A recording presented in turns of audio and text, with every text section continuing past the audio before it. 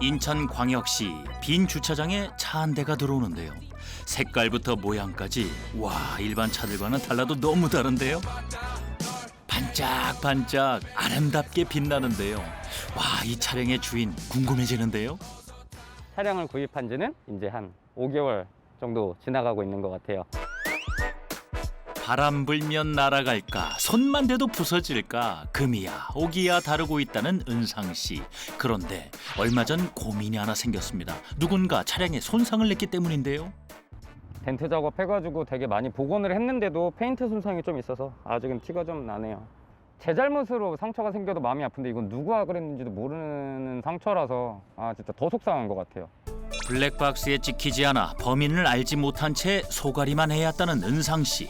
그의 고민은 하나 더 있었는데요. 바로 썬팅 필름. 아무래도 차도 좀 많이 튀다 보니까 시선도 좀 많이 받고 조금 부담스러운 게 없지 않아 조금 있어가지고 썬팅을 조금 안에가 안 보이게 어두운 색깔로 바꿀지 그것도 좀 고민을 하고 있어요. 결국 재시공을 맡기기로 한 은상 씨. 왼쪽에 보이는 것이 은상 씨의 차량인데요. 내부가 훨씬 잘 들여다 보이죠? 그가 찾은 곳은 인천시 남동구의 한 시공업체. 안녕하세요. 빠른 시공보다 바른 시공을 목표로 경력 16년의 김동후 대표.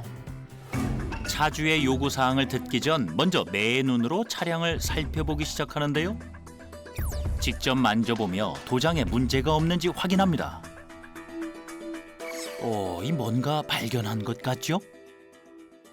이 부분이 문코 당하신 쪽인가요? 네, 이거 지금 덴트를 했는데 네. 그래도 완벽하게 좀 100% 복원은 안 되는 상황이라서 네. 보완책으로는 이제 사이드 쪽에다가 부착되는 4채널 블랙박스로 변경을 하시게 되면 이 화각이 이쪽까지는 나올 거라서 다음에는 이제 이런 문콕이 있다라고 그러면 영상으로도 쉽게 이제 찾아보실 수 있으실 거예요. 차주가 가지고 있는 블랙박스로는 전방과 후방 이 두 곳만 녹화가 가능해 사각지대가 존재합니다. 이러한 부분에 애로사항을 느끼고 블랙박스 재시공을 맡기는 차주들이 점점 늘고 있다는데요. 좀 많은 분들이 이런 문콕을 당하시고 나면은 4채널 블랙박스로 변경하러 오시는 경우가 좀 많은 편입니다. 4채널 블랙박스는 전후 좌우까지 모두 녹화가 가능하지요. 이렇게 하면 다 보이네. 볼까요? 실제로 비교해보니 정말 다르지요? 이번엔 양쪽 창문의 썬팅 농도를 눈으로 먼저 확인하는 김동우 대표. 차 안에서 봤을 때와 밖에서 봤을 때를 모두 확인해 꼼꼼하게 따져본 후 가시광선 투과율 테스터기를 이용해 정확한 진단을 내립니다. 한 단계 조금 진하게 사용하시게 되면은 실내가 잘 들여다 보이지는 않을 것 같은데 어떻게 괜찮으실까요? 그래서 이번에는 좀 톤 다운을 해서 밖에서 좀 안에가 좀 안 보였으면 해서 그러면은 한 단계 좀 진하게 해서 시공을 해드리면 될 것 같고 네네. 아마 운행하시는데도 큰 불편함은 없으실 거예요. 네, 알겠습니다. 외관의 멋만 보고 선택해서는 안 됩니다. 법에서 정한 기준과 내 운전 스타일에 맞는 필름을 골라야 하는 것이 핵심. 보통 앞유리는 30에서 35%, 옆과 뒷유리는 10에서 15%를 많이 선택합니다. 백문이 불여일견, 실제로 운전할 때 어떻게 보이는지 확인해 볼 텐데요. 폴딩 도어에 수치별, 브랜드별로 썬팅 필름을 부착해 상담을 진행합니다. 직접적으로 이제 어떤 필름은 좀 더 진하고 어떤 필름은 좀 더 연하고 이 차이점을 시야감을 확실하게 좀 보여드리고 싶어서 폴딩도어에다가 부착을 해놨습니다. 그래서 직접적으로 눈으로 보시고 선택을 하실 수가 있는 거죠. 차주의 운전 스타일과 시력까지 고려해 주도 면밀하게 상담하는 대표. 그렇다면 그가 재현하는 썬팅 필름의 농도는 무엇일까요? 보통적으로는 전면 35%와 측후면 15%를 가장 많이 선택을 하시고 사생활 보호를 적당히 원한다면 전면 35, 측후면 15%. 프라이버시를 좀 더 극대화시키려고 하면은 전면은 30%, 측후면은 10%를 추천드립니다.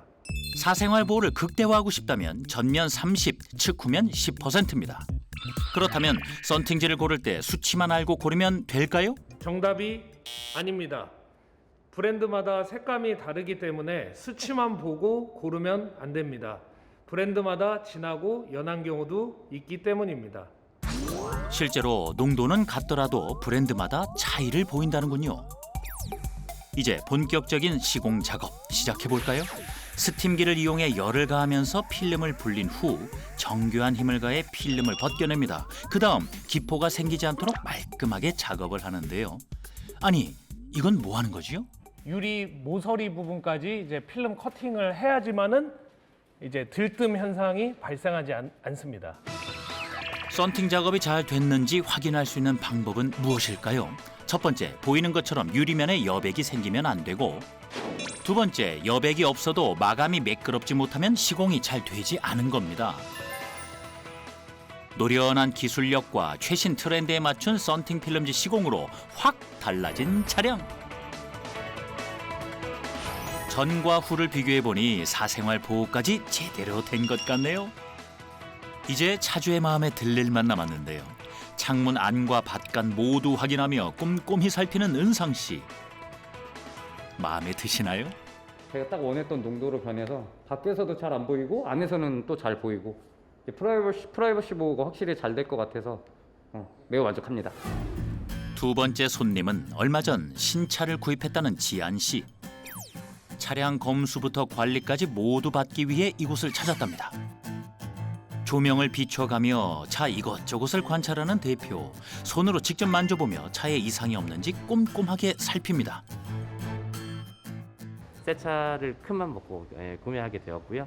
제 입장에서 이 새 차 상태를 오랫동안 유지하면서 타고 싶어요. 썬팅은 이제 기본적으로 이제 하게 되시는 거고요. 가죽 시트 코팅이라는 것도 하시게 되면은 이제 좀 더 시트도 깨끗한 상태로 이제 유지를 하실 수가 있고요. 이제 PPF 필름을 붙이시게 되면은 스크래치에도 예방이 될 수 있으니까 그렇게 한 3가지 정도를 추천을 드리고는 싶어요.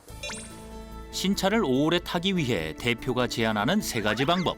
하나는 썬팅 필름, 둘 PPF 필름, 셋 가죽 시트 코팅입니다. 차의 도장 표면을 보호하는 역할을 하는 PPF 필름. 차주가 실제 사용하면서 흠집이 많이 나는 부분을 중심으로 필름을 부착하면 되는데요. 쉽게 생각하면은 핸드폰 새로 사면은 액정 필름 같은 거를 붙이게 되는데요. 그리고 전체적으로 도장면을 신차와 같은 효과를 내려고 전체 PPF를 한다고 그러면 대략적으로 비용은 한 300만 원부터 나온다고 보시면 되실 것 같습니다. 일반적으로 스크래치가 생기기 쉬운 주유구와 트렁크 리드, 손톱으로 생기는 흠집 방지를 막기 위해 도어 컵과 도어 엣지에 시공합니다. 마지막 작업은 가죽 시트 코팅. 어떤 과정으로 진행될까요? 먼저 용액을 시트에 도포해 주는데요. 이제 신차를 구매하게 되면 시트가 밝은 색도 있고 조금 어두운 것도 있지만 어느 색깔에도 가죽 코팅을 하게 되면은 청바지 이염이라든가 또는 이제 때 타는 거를 방지할 수 있기 때문에 가죽 코팅을 요즘은 많이 하는 경우가 있다고 보실 수 있으세요. 용액을 바른 뒤 그대로 두게 되면 시트의 어느 부분은 밝고 어느 부분은 어둡게 느껴지기 때문에 최대한 골고루 닦아 전체적으로 균일하게 해야 합니다. 썬팅과 PPF 필름 부착, 가죽 코팅이 모두 끝난 지안 씨의 차량. 보십시오. 내부는 물론 외부까지 확 달라졌죠? 신차 관리를 받은 소감 어떠세요? 썬팅 말고도 이렇게 한 번에 PPF 필름이나 가죽 시트 코팅 이런 걸 한 번에 받을 수 있어서 너무 편했고요. 또 이렇게 상단부터 되게 친절하게 해주셔서 결과물도 굉장히 잘 나온 것 같아서 앞으로 20년은 거뜬히 탈 수 있을 것 같습니다.